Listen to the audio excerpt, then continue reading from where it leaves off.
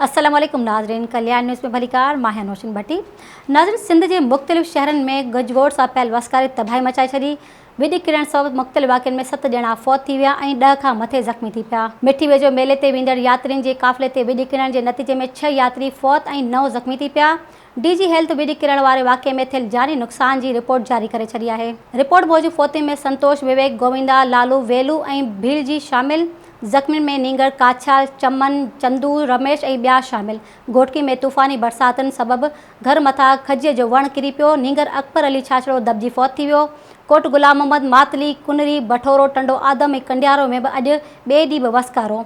मोरो, बुकेरा शरीफ़, मियां साहब ठरी, मीरवा ऐं टाली में बरसाति। छाछड़ो, डिगरी, खिपरो, ॼाम, नवाज़ अली ऐं ॿियनि इलाइक़नि में बि वसकारो जारी आहे। लाड़काणे, भिरिया सिटी, फरीदाबाद ऐं ॿियनि शहरनि में गुज़िरियल ॾींहं जे वसकारे बाद पाणी भीजी वियो। बिजली जो निज़ाम धरम भरम थी वियो। शहरी परेशानियुनि खे मुंहुं ॾियणु लॻा।